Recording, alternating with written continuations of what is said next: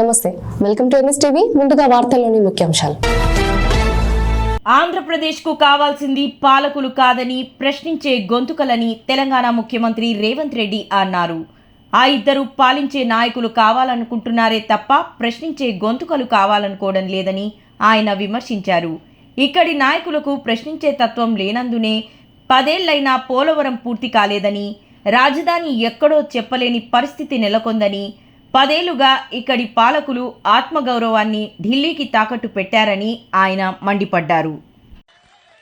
ఇవాళ మోడీ ధైర్యమేంది, మోడీ బలమేంది, మోడీ బలగమేంది, బీజేపీ అంటే అర్థమేందో ఇవాళ ఆంధ్రప్రదేశ్ మిత్రులు ఆలోచన చేయాలి.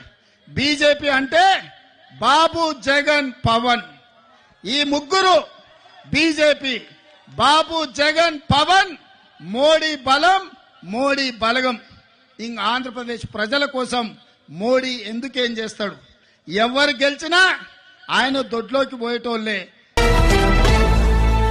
విశాఖలోని కాంగ్రెస్ సభకు ముఖ్య అతిథిగా హాజరైన తెలంగాణ ముఖ్యమంత్రి శ్రీ రేవంత్ రెడ్డి వారి అమూల్య సందేశం ఇవ్వడం జరిగింది. ఆంధ్రప్రదేశ్లో కాంగ్రెస్ లేదని కొందరు అనుకుంటున్నారని, కానీ ఈ సభను చూశాక షర్మిలమ్మ ముఖ్యమంత్రి కావడం ఖాయమనిపిస్తుందన్నారు. షర్మిలమ్మ నాయకత్వాన్ని బలపరచండి, ఆమె ముఖ్యమంత్రి అయ్యే వరకు అండగా నేనుంటా, ఏ కష్టం వచ్చినా నేను చూసుకుంటా, ఆంధ్రప్రదేశ్ గడ్డపై కాంగ్రెస్ జెండా ఎగరేద్దాం, మీరు సిద్ధమా? సై అని అన్నారు. ఇవాళ మీరు ఆలోచన చేయండి. జగన్ అయినా, బాబు గారైనా, పవన్ కళ్యాణ్ అయినా మోడీని ఎదిరించి నిలబడే శక్తి వాళ్ళకు ఉన్నదా? మరి వాళ్ళకు లేనప్పుడు ప్రశ్నించే గొంతుగా షర్మిలమ్మ ఈ రాష్ట్రంలో కాంగ్రెస్ పార్టీకి అండగా నిలబడి మిమ్మల్ని అందరినీ మీ కష్టాలలో తోడుగా ఉండాలి అని వచ్చినప్పుడు ఆశీర్వదించాల్సిన అవసరం ఉందా లేదా మీరు ఆలోచన చెయ్యండి. ఇవాళ పాలించే నాయకులు కాదు, ప్రశ్నించే గొంతు కావాలి. మీ తరపున నిలబడి కొట్లాడే నాయకురాలు కావాలి. వైఎస్ఆర్ వారసులు రావాలి. వైఎస్ఆర్ గారి ఆశయ సాధన కోసం పనిచేసే వాళ్ళు ఉండాలి అంటే షర్మిలమ్మకు అండగా మీరు నిలబడాలి. చట్టసభల కాంగ్రెస్ ను మీరు గెలిపించాలి. నేను ఎక్కువ అడగడం లేదు. 25 ఎమ్మెల్యేలు, 5 ఎంపీలు ఇవ్వండి. మీ విశాఖ ఉక్కు 1 ఇంచు కదలకుండా కొట్లాడుతుంది. నిటారుగా నిలబడి ఎవరినైనా చొక్కబట్టి మీ హక్కుల కోసం షర్మిలమ్మ ప్రశ్నిస్తుంది. మీ నిధులు మీకు తీసుకొస్తుంది. మీ సంక్షేమం మీ ఇంటికి నడుచుకుంటూ వస్తుంది. చట్ట సభలల్లా మీరు అవకాశం ఇవ్వండి. 25 ఎమ్మెల్యేలు, 5 ఎంపీలు షర్మిలమ్మకు ఇవ్వండి. ఎట్లా మీ సమస్యలు పరిష్కారం కావు, ఎట్లా మీ రాజధాని నిర్మాణం కాదు, ఎట్లా పోలవరం పూర్తి కాదు, ఎట్లా ఎవడన్నా వచ్చి విశాఖ ఉక్కును ఎట్లా కొల్లగొడతారో షర్మిలమ్మ చూసుకుంటది, కంచేసి కాపాడుకుంటది అని చెప్పి నేను సంపూర్ణంగా విశ్వసిస్తున్నా.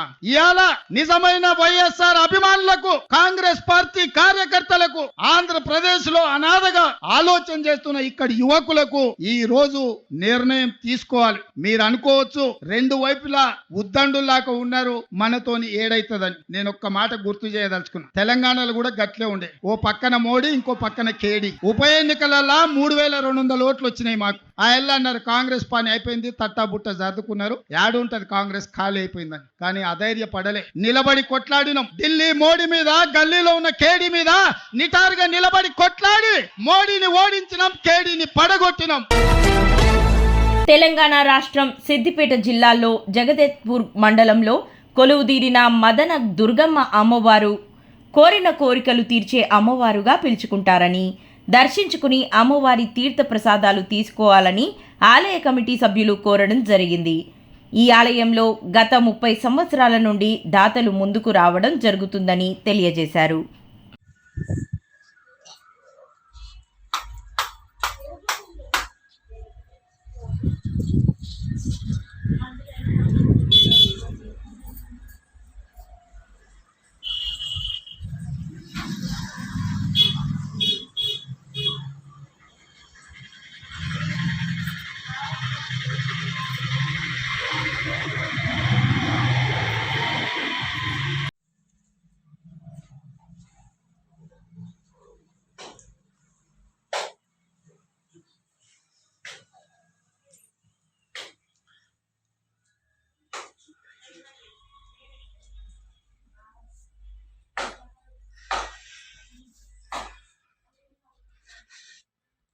అందరికీ నమస్కారం అండి.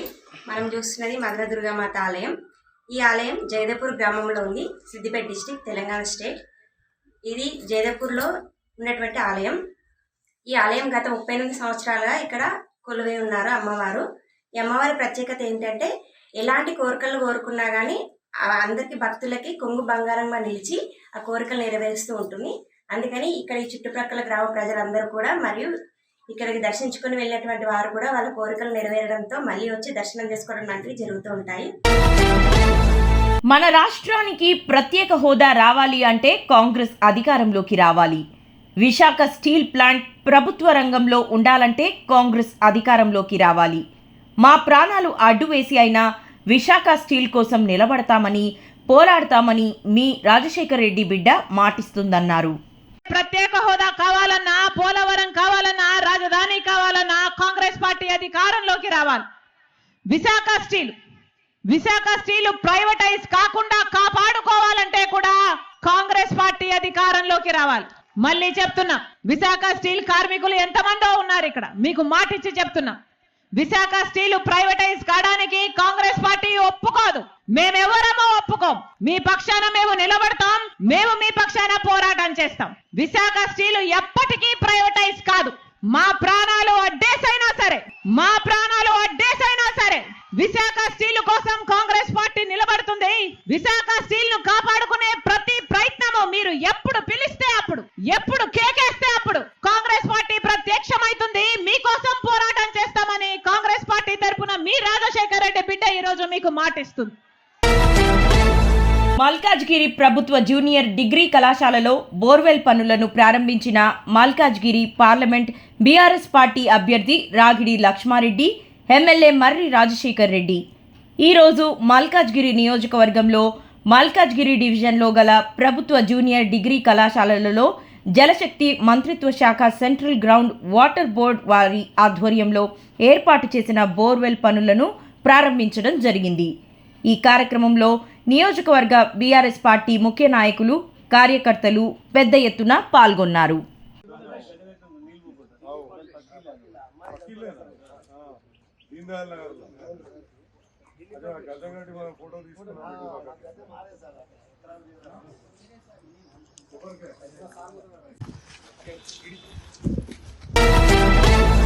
మాచారెడ్డి కాంగ్రెస్ పార్టీ మండల అధ్యక్షులు నౌసీలాల్ నాయక్ ఆధ్వర్యంలో శ్రీ సంత్ సేవాలాల్ లంబాడి కార్పొరేషన్ ఏర్పాటు చేసినందుకు మాచారెడ్డి మండల కేంద్రంలో తెలంగాణ రాష్ట్ర ముఖ్యమంత్రి రేవంత్ రెడ్డి మరియు ప్రభుత్వ సలహాదారు మొహమ్మద్ షబీర్ అలీ చిత్రపటాలకు పాలాభిషేకం చేశారు. ఈ కార్యక్రమంలో యూత్ అధ్యక్షులు చలపురం రాజిరెడ్డి, గజ్యా నాయక్, తండా అధ్యక్షులు బన్సీ నాయక్, సీనియర్ నాయకులు అలీ, బంజేపల్లి పార్టీ అధ్యక్షులు సంజీవ్, కాకులగుట్ట తండా అధ్యక్షులు తిరుపతి, మండల ఎస్టీ సెల్ ప్రధాన కార్యదర్శి మోహన్, రవీందర్ నాయక్, నాయక్ ఘన్పూర్ గ్రామ అధ్యక్షుడు సతీష్, గణేష్, మక్కాల రవితో ఆటో యూనియన్ వారు తదితరులు పాల్గొన్నారు. సంత్ సేవాలాల్ లంబాడీల కార్పొరేషన్ చేసిన ప్రభుత్వ సలహాదారులు మా లంబాడీ జాతి ఆ రోజు వినడు ఏ ప్రభుత్వం చూపించలేదు. ఈరోజు ఈ కులాల వైజ్గా మరి ఈరోజు ఏదైతే ఎస్టీ చెందే రావాలంటే మరి కార్పొరేషన్ యోజనతోని మన సేవాలాల్ లంబాడీ మరియు మాచారెడ్డి మన తరఫున మరియు రేవంత్ రెడ్డి గారికి మరియు ముందు కారణాలు తెలుపుతా ఉన్నాం. కానీ ఆ రోజు మా రోజులో ఉన్నాం, మరి మాకు గుర్తించి మాకు రిజర్వేషన్ కల్పించి మరి మాకు ఎస్టీగా జరిపించి పట్టిందని చెప్పి చెప్తా ఉన్నాం. మరి అయితే మరి ఇలా మాచేడి మండలంలో గ్రామ పంచాయతీలు ఉన్నాయి. ఎస్టీ కమ్యూనిటీ చెందిన గ్రామ ఏదైనా కావాలన్నా పోయి ఎస్టీ నిధులు కూడా కావచ్చు, నిధులు కూడా మాచేడి లావణ్య పటాని పట్టాగా మార్చిన అధికారులపై చర్యలు తీసుకోవాలని లక్ష్మపూర్ గ్రామ రైతులు ఆవేదన వ్యక్తం చేస్తున్నారు. మమ్మల్ని నమ్మించి మా భూముల పట్టాలు చేస్తానని 4.5 ఎకరాల భూమిని నమ్మించి వేరే వారికి హరిమోహన్ రెడ్డి విక్రయించాడని అప్పల కొమరయ్య, అప్పల గౌరయ్య, అప్పల రాజు యాదవ్ మీడియాతో తెలిపారు. మేడ్చల్ జిల్లా మూడు చింతపల్లి మండలం లక్ష్మపూర్ గ్రామంలో సర్వే నంబర్ 120లో మా భూమి మాకు కావాలని అధికారుల చుట్టూ తిరుగుతున్నామంటూ రైతులు ఆవేదన వ్యక్తం చేశారు. మేడ్చల్ మల్కాజ్గిరి జిల్లా కలెక్టరేట్లో ప్రజావాణిలో ఫిర్యాదు చేశామని రైతులు అన్నారు. స్థానిక ఎంఆర్ఓకు కూడా కంప్లైంట్ పెట్టామని, ఇంతవరకు ఎలాంటి స్పందన లేకపోవడంతో మీడియా ముందుకు వచ్చానని తెలిపారు. మా తాతలు 45 సంవత్సరాల క్రితం సాయిబుల దగ్గర నుంచి తీసుకున్న భూమి అప్పటి నుంచి సాగు చేసుకుంటున్నామని, మా అన్న ఇండియన్ ఆర్మీలో పనిచేస్తాడని, మాకు పొలం తప్ప వేరే దిక్కు లేదని, మేము ఈ లావణ్య పట్టా భూమి మీదనే బతుకు తెరువు చూసుకుంటున్నామని రైతులు అన్నారు. అయితే హరిమోహన్ రెడ్డి లక్ష్మపూర్ చెరువు కింద ఉన్న సర్వే నంబర్ భూమి ఇక్కడ నా భూమిని చూపెట్టి పట్టా చేసుకున్నాడని, లావణ్య పట్టాని పట్టాగా ఎలా చేశారని బాధిత రైతులు వాపోయారు. 45 ఏళ్ళ కింద కొన్నాం మేము, మా అయ్యలు కొన్నారు. లక్ష్మాపూర్ అప్పుడు షామీర్పేట మండలం ఉండే, ఇప్పుడు ఎంసీపల్లి మండలం అయింది. మేము కొని 45 ఏళ్ళ కింద కొన్నాం దీన్ని. మేము పొజిషన్ నుంచి 45 ఏళ్ళ కింద ముస్లిమ్స్ దగ్గర మేము ఉన్నాము. 45 ఏళ్ళ నుంచి పొజిషన్ మీద మేము ఉన్నాము. ఈయన మాకు ప్రభుత్వం ఉంది, నా దగ్గర మినిస్టర్ ఉండని హరిమోహన్ రెడ్డి అనే వ్యక్తి, నా దగ్గర మినిస్టర్ ఉండు, నా దగ్గర మల్లారెడ్డి ఉండు, నేను ఇదంతా మీకు పట్టా చేసిస్తా, మీకు నాకేమి ఇస్తారో చెప్తే నాకు ఇంత తీరి మీకు ఇంత పట్టా చేసిస్తా అని చెప్పిండు.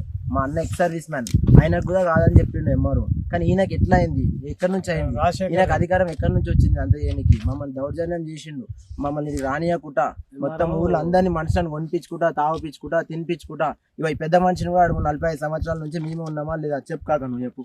ఉన్నాం కానీ చెప్పే ఉన్నాడు, ఏమున్నా కానీ ఇలా తీసుకున్నాకనే వీళ్ళు దూరం అయ్యారు. కానీ మేము అమ్మినామని ఆయన దగ్గర ఏమైనా ప్రూఫ్ ఉందనుకో, డాక్యుమెంట్ ఉందనుకో తీసుకొని రమ్మను. ఏ పత్రం ఉన్నా ఏం లెక్కున్నా, మాకు పైసలు ఇచ్చినట్టు ఏమన్నా లెక్కున్నా ఏమున్నా తీసుకొచ్చి మా ముంగడ పెట్టమను. ఆయన ఇది లవణ పట్ట భూమి, ఆయన కొననీకి ఆయన ఎవరు, అమ్మనికి వీళ్ళు ఎవరు, ఎట్లా అమ్ముతారు, ఎవరు అమ్ముతారు? ఈయన సరౌండింగ్స్ అంతా లవణ పట్ట ఉన్నప్పుడు ఈయన ఎక్కడి నుంచి పట్ట అయింది? మాకు ఆశలు పెట్టి, మాకు తెలియదు, మేము ఒక రైతులం, మాకేం తెలియదు, మా అయ్యలకి ఏం తెలియదు, వాళ్ళని దొరకవే బెదిరించి తాగుపిచ్చి తినిపించి ఇదంతా చేయించిండు. మాకు తెలిసిన వాళ్ళ మేము ఇప్పుడు వచ్చి ఇదంతా చేద్దామని మేము చూస్తున్నాం. మా జాగా మాకు కావాలని ప్రభుత్వానికి కూడా లెటర్ పెట్టినాం, ఎవరు ఏం పట్టించుకుంటలేరు. సో మేము ఇప్పుడు పొజిషన్లో వచ్చి కోరుకుంటున్నాము. చిలకలూరిపేటలో జరగనున్న నరేంద్ర మోడీ గారు, నారా చంద్రబాబు నాయుడు గారు, పవన్ కళ్యాణ్ గారు పాల్గొననున్న ప్రజాగళం బహిరంగ సభకు పార్టీ శ్రేణులతో కలిసి బయలుదేరిన కొత్తపేట నియోజకవర్గ తెలుగుదేశం, భాజపా, జనసేన పార్టీల ఉమ్మడి ఎమ్మెల్యే అభ్యర్థి బండారు సత్యానందరావు గారు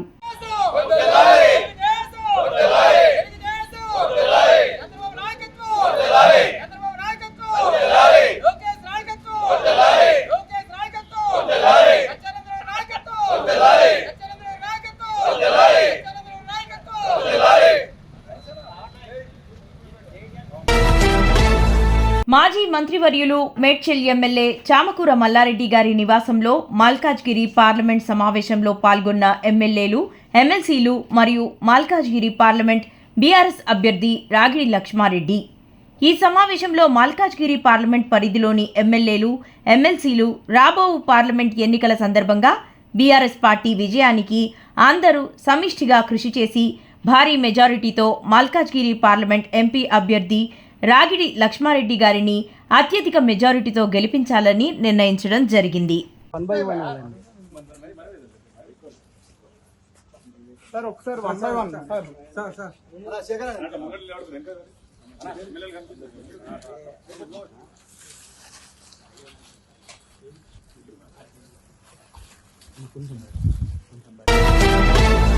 లిక్కర్ స్కామ్ కేసులో అరెస్ట్ అయిన కవితను కలిసేందుకు కేటీఆర్ ఢిల్లీకి బయలుదేరారు. శంషాబాద్ ఎయిర్పోర్ట్లో కొద్దిసేపటి క్రితమే ఢిల్లీ ఫ్లైట్ ఎక్కారు. వారితో పలువురు బీఆర్ఎస్ నేతలు కూడా ఉన్నారు. సాయంత్రం 6 నుంచి 7 గంటల మధ్య వీరు కవితతో భేటీ అవుతారని సమాచారం.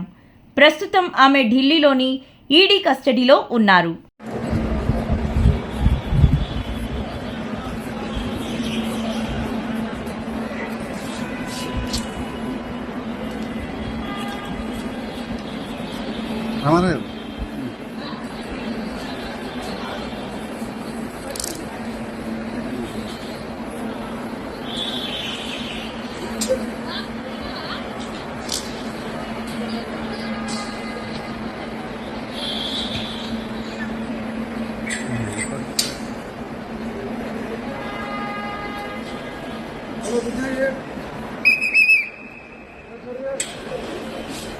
ఎన్టీఆర్ జిల్లా మైలవరం నియోజకవర్గం రెడ్డిగూడెం మండల జనసేన పార్టీ కార్యాలయంలో విలేకరుల సమావేశం నిర్వహించారు.